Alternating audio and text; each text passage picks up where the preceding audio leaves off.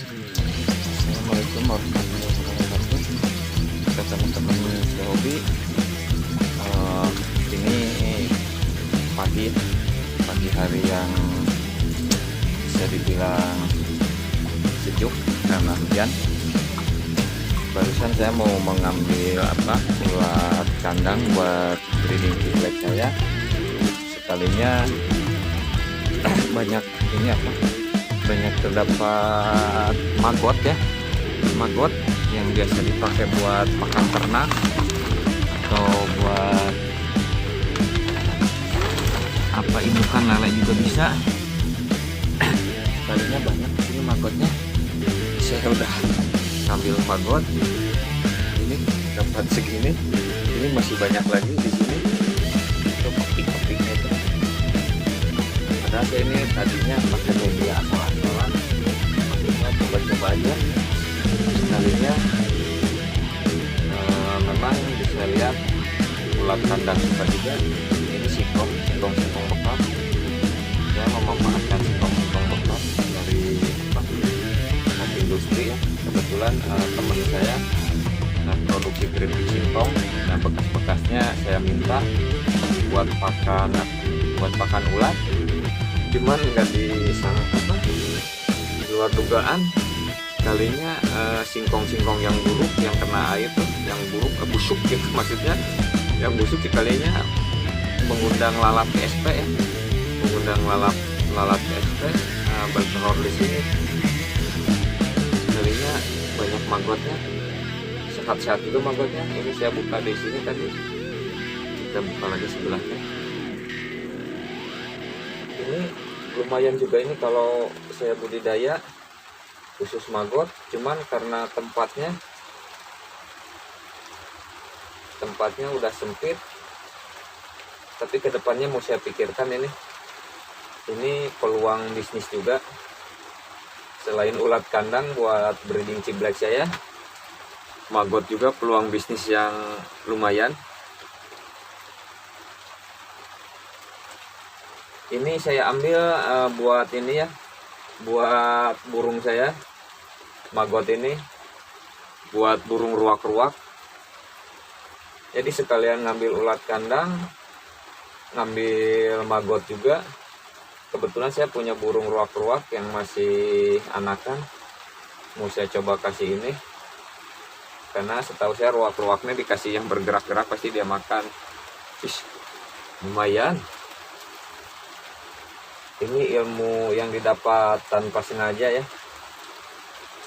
Saya pernah mempelajari juga bagaimana caranya budidaya lalat BSP ini. Cuman saya lihat tuh medianya tuh pakai buah-buahan busuk, atau bahkan pakai kotoran-kotoran ternak ya, pakai kotoran ternak. Sedangkan di tempat saya tidak memungkinkan kalau budidaya lalat BSP ini pakai kotoran ternak yang menimbulkan aroma yang nggak enak ya. Karena posisi bak ini nempel ke kamar tidur, jadi nggak mungkin ya, nggak mungkin. Tapi sekalinya pakai singkong ini malah nggak menimbulkan bau busuk, tidak menimbulkan aroma yang nggak enak ya.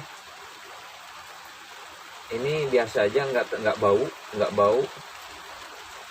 Jangankan ke kamar, ke tempat tidur, di sini aja saya nggak mencium aroma bau busuk. Bahkan ya bisa dibilang harum lah, kayak aroma tape.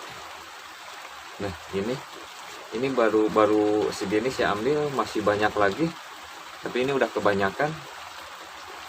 Luar biasa, di luar dugaan. Saya sempat, memang yang saya tadi katakan, saya sempat punya rencana mau ternak lalat BSP juga. Udah saya pelajari di media-media sosial ya caranya. Nah, kalinya ini saya bisa memanfaatkan ini bekas-bekas singkong ini. Di daerah saya ini ada beberapa home industry yang memproduksi keripik singkong.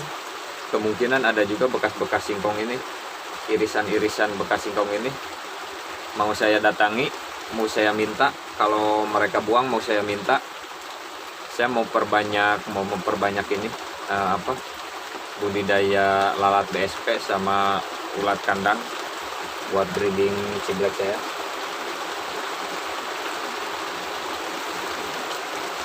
Dan di sebelah bak juga ada cacing tanah juga.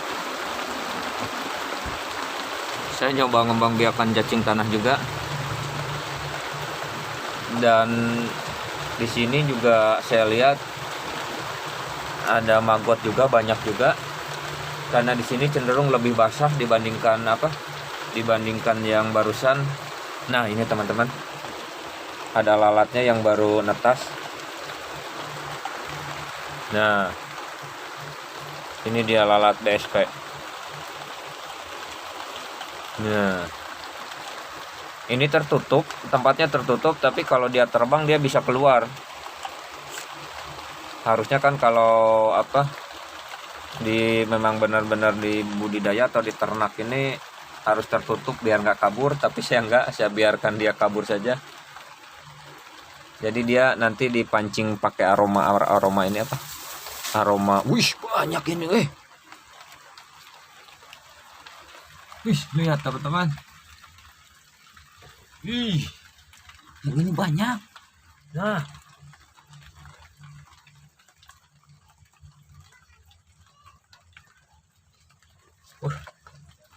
ilmu yang sengaja, yang nggak sengaja saya temukan ini.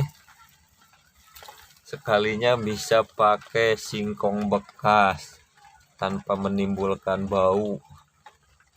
Wih, ini di atasnya maggot, di bawahnya kemungkinan cacing tanahnya ada di bawah.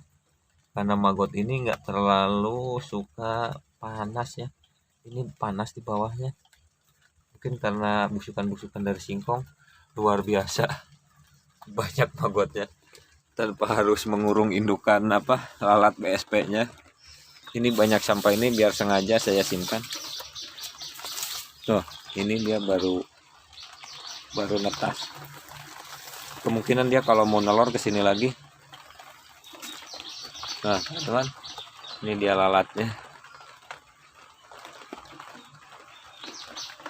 Memang kayak belatung, ini kalau yang nggak biasa jijik. Banyak. Wih, luar biasa. Kita balik lagi ke sini. Ini medianya pun bisa dibilang asal-asalan.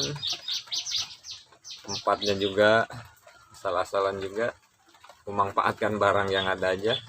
Sisa-sisa kayu-kayu sisa.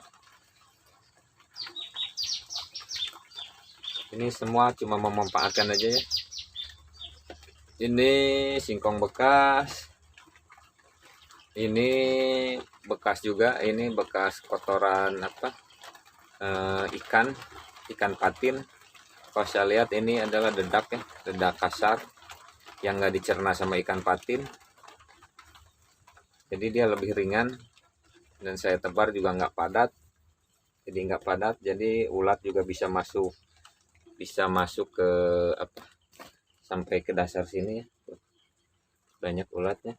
Jadi kalaupun dia masuk nggak mati juga, karena ini ringan kayak dedak biasa, cuman ini udah campur daun-daunan atau kayu-kayu busuk.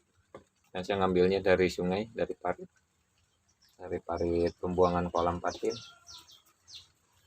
Saya lihat juga memang kurang bagus ternak ulat saya ini, karena pakannya ya kurang. Harusnya saya campur pakai bama ayam, tapi ini enggak. Saya cuma memanfaatkan yang ada aja. Walaupun hasilnya nggak maksimal, tapi lumayan lah buat breeding ciblek saya ulatnya. Atau cuma buat nyimpan saja biar nggak matian. Karena ulat kandang ini perlu perawatan juga ya. Kalau disimpan di tempat yang kecil, kalau nggak dirawat dia bisa banyak matian juga. Jadi saya bikin ini, sekalinya maggot pun tertarik ke sini, ke tempat ulat ini. Perkiraan saya malah tadi yang di bak yang satunya yang budidaya cacing itu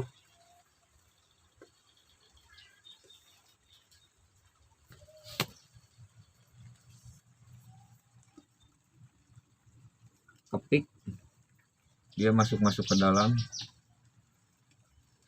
Kalau saya lihat banyak anaknya yang kecil-kecil di sini, berarti dia mau nelor. Oke teman-teman, mudah-mudahan menjadi inspirasi ya. Jadi satu tempat bisa jadi dua buat budidaya, dua macam ya. Nah ini dia, dua macam. Jadi dengan menggunakan singkong aja gratisan, kita bisa budidaya ulat kandang sama maggot lalatnya rusak sayapnya, baru netas. Jadi bisa budidaya dua macam, ulat kandang sama maggot. Maggotnya bisa dibuat pakan ternak seperti ayam, atau bisa juga ikan, atau burung-burung jenis tertentu ya, seperti punya saya.